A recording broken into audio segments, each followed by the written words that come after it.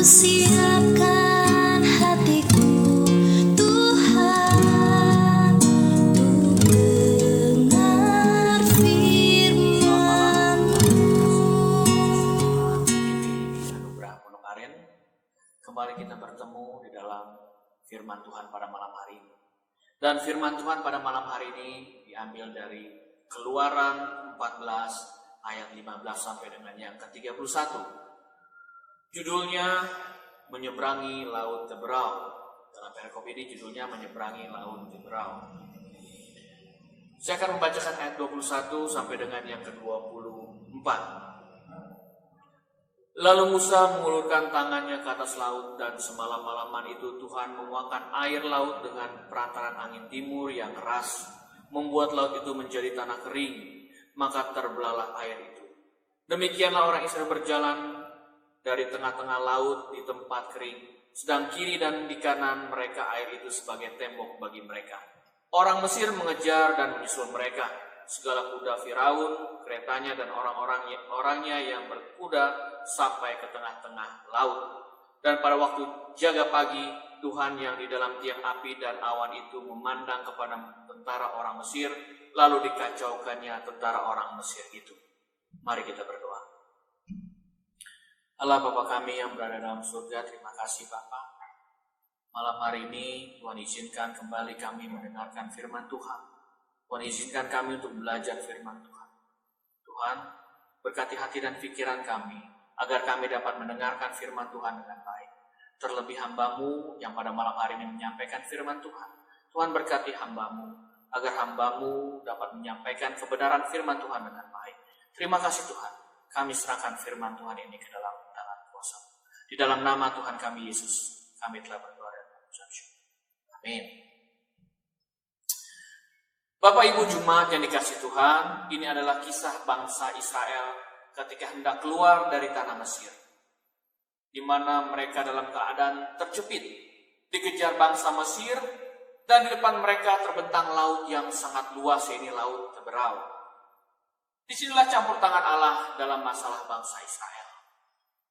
Bapak Ibu yang dikasihi Tuhan kita Yesus Kristus, ada suatu permasalahan di dalam bangsa Israel ketika hendak keluar dari tanah Mesir. Di belakang mereka dikejar oleh bangsa Mesir, sedangkan di depan mereka menemukan jalan buntu, yaitu Laut Teberau. Dan disinilah campur tangan Allah terjadi dalam bangsa Israel. Apabila saat ini Bapak Ibu jemaat yang dikasihi Tuhan kita Yesus Kristus membutuhkan campur tangan Allah, malam hari ini kita dapat belajar bersama-sama mengenai campur tangan Allah melalui bangsa Israel ini. Dan tema kita pada malam hari ini adalah campur tangan Allah. Jemaat yang terkasih, campur tangan Allah yang pertama adalah Allah memimpin dan merancangkan jalan untuk kita. Saya akan bacakan ayat 15 sampai dengan yang ke-17. Berfirmanlah Tuhan kepada Musa, mengapakah engkau berseru-seru demikian padaku? Katakanlah kepada orang Israel supaya mereka berangkat, dan engkau angkatlah tongkatmu dan ulurkan tanganmu ke atas laut, dan belahlah airnya, sehingga orang Israel akan berjalan dari tengah-tengah laut di tempat kering. Tetapi sungguh aku akan mengeraskan hati orang Mesir, sehingga mereka menyusul orang Israel, dan terhadap Firaun dan seluruh pasukannya, keretanya dan orang yang berkuda, aku akan menyatakan kemuliaanku. Bapak Ibu jemaat di dalam Tuhan Yesus Kristus, campur tangan Allah terhadap bangsa Israel yang pertama adalah Allah memimpin dan merancangkan jalan untuk bangsa tersebut. Di mana kita melihat bahwa Allah itu memimpin di ayat yang ke-15. Katakanlah kepada orang Israel supaya mereka berangkat. Ini adalah suatu perintah kepemimpinan Allah kepada bangsa Israel. Lalu merancangkan jalan untuk bangsa Israel. Allah telah merancangkan jalan untuk bangsa Israel. Kita akan melihat di ayat yang ke-16. Dan engkau, katanya kepada Musa, angkatlah tongkatmu dan ulurkanlah tanganmu ke atas laut, dan belahlah airnya, sehingga orang Israel akan berjalan dari tengah-tengah laut di tempat kering. Sebelum hal itu terjadi, Allah telah menyampaikan kepada Musa rancangan yang baik. Bapak Ibu yang dikasihi Tuhan kita Yesus Kristus, ini telah membuktikan bahwa campur tangan Allah kepada bangsa Israel pada waktu itu adalah Allah memimpin dan merancangkan sesuatu yang baik kepada bangsa tersebut. Ini adalah gambar untuk kita semua, Bapak Ibu jemaat kasih Tuhan, bahwa setiap masalah, keadaan apapun, jadikanlah Allah sebagai pemimpin kita.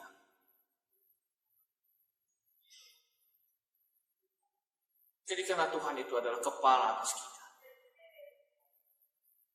Di dalam 1 Korintus 3 ayat 1 Korintus 11 ayat yang ketiga dikatakan, tetapi aku mau supaya kamu mengetahui hal ini, yaitu kepala dari tiap-tiap laki-laki ialah Kristus.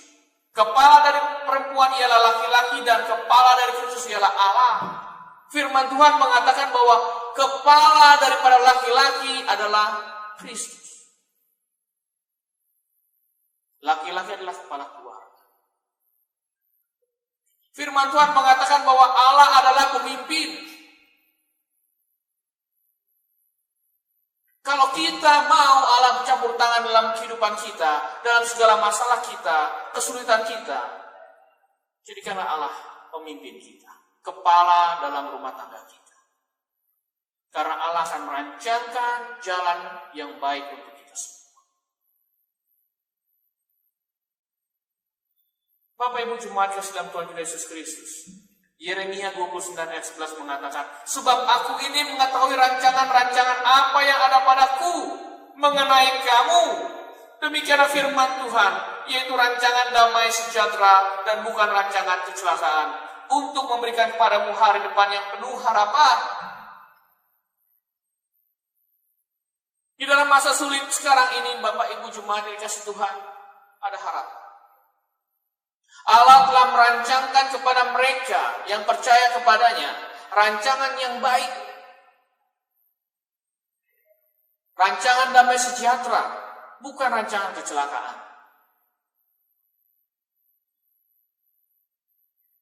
Bapak Ibu yang dikasihi Tuhan kita Yesus Kristus, campur tangan Allah yang pertama adalah Allah memimpin dan Allah merancangkan suatu hal yang baik. Kita akan masuk yang kedua.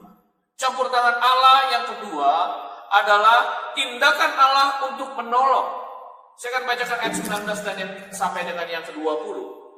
Kemudian bergeraklah malaikat Allah yang tadinya berjalan di depan tentara Israel, lalu berjalan di belakang mereka, dan tiang awan itu bergerak dari depan mereka, lalu berdiri di belakang mereka. Demikian tiang itu berdiri di antara orang Mesir dan tentara orang Israel. Dan oleh karena awan itu menimbulkan kegelapan, maka malam itu lewat, sehingga yang satu tidak dapat mendekati yang lain semalam-malaman itu. Di dalam ayat yang ke-19 dengan 20 dikatakan malaikat Allah. Malaikat, M-nya adalah huruf besar. Ini menandakan bahwa Allah itu sendiri, Yesus Kristus, yang memang belum terlahir ke dunia. Ini dikenal dengan istilah Kristofani, bahwa Yesus Kristus atau Firman menjelma menjadi malaikat Allah.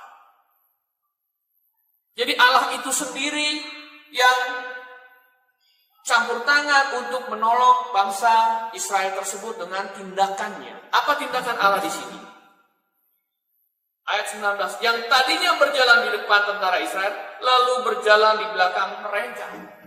Ketika Allah memimpin bangsa Israel di depan dan tahu kalau di belakang bangsa Mesir mengejar bangsa Israel, berpindahlah Allah ke belakang. Dikatakan dalam ayat yang ke-20, demikian tiang itu berdiri di antara orang Mesir dan tentara orang Israel, dan oleh karena awan itu menimbulkan kegelapan, maka malam itu lewat, sehingga yang satu tidak dapat mendekati yang lain semalam-malaman itu. Jadi malaikat Allah yang menyerupai tiang awan, menjadi tiang awan menutupi batas antara tentara Israel dengan tentara Mesir yang mengejar, sehingga mereka tidak dapat saling melihat. Ini adalah bukti bahwa Allah melakukan tindakan untuk menolong bangsa Israel. Mungkin kalau Allah tidak berpindah dari depan ke belakang, tentara Mesir akan dapat segera mengejar tentara Israel. Tapi ini adalah bukti bahwa ada campur tangan Allah, yaitu tindakan Allah untuk menolong bangsa Israel tersebut. Sehingga ia yang tadinya memimpin di depan berpindah ke belakang untuk menyelamatkan bangsa Israel. Sehingga bangsa Mesir tidak dapat melihat mereka. Ini adalah bukti bahwa Allah campur tangan dalam menolong bangsa Israel. Demikian juga hidup kita, Bapak Ibu dikasih Tuhan. Campur tangan Allah akan membuktikan bahwa Allah bertindak untuk menolong kita.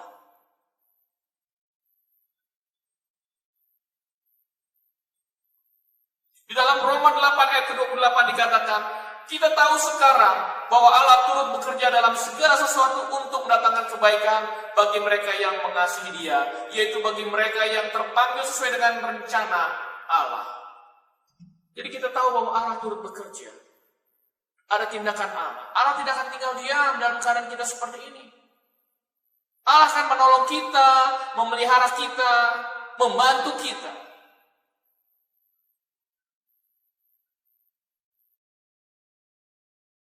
Bapak Ibu jemaat kasih Tuhan kita Yesus Kristus.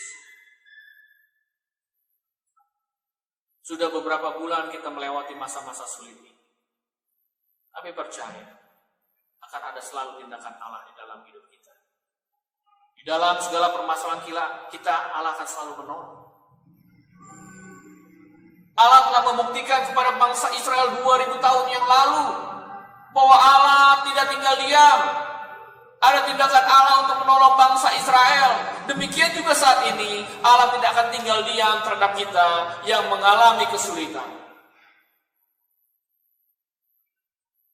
Percaya Bapak Ibu jemaat kasih Tuhan bahwa Allah akan menolong kita. Allah tidak akan tinggal diam. Campur tangan Allah yang kedua adalah tindakan Allah untuk menolong. Kita akan melihat yang ketiga. Yang ketiga, campur tangan Allah adalah Allah akan menyelesaikan masalah dengan sempurna. Kita akan baca ayat yang ke-30. Demikian pada hari itu Tuhan menyelamatkan orang Israel dari tangan orang Mesir, dan orang Israel melihat orang Mesir mati terhantar di pantai laut. Allah tidak tanggung-tanggung dalam menyelesaikan masalah. Dengan sempurna Allah akan menyelesaikan semua. Bangsa Israel di dalam pelariannya dikejar bangsa Mesir hingga mereka selamat tanpa kurang suatu apapun. Dan bangsa Mesir yang mengejar mereka semuanya musnah.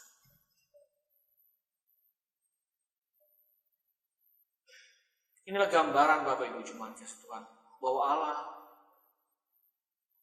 tidak separuh-separuh menolong kita. Bahwa Allah tuntas dalam menolong kita. Dengan sempurna Allah akan menolong kita. Kesempurnaan menurut Allah itu sendiri. Bapak Ibu jemaat kasih Tuhan kita Yesus Kristus. Ini adalah gambaran juga untuk kita semua. Bahwa ketika pandemi corona ini ada di dalam negeri kita, yakin Allah akan mengangkat ini semua. Allah akan menyelesaikan masalah ini.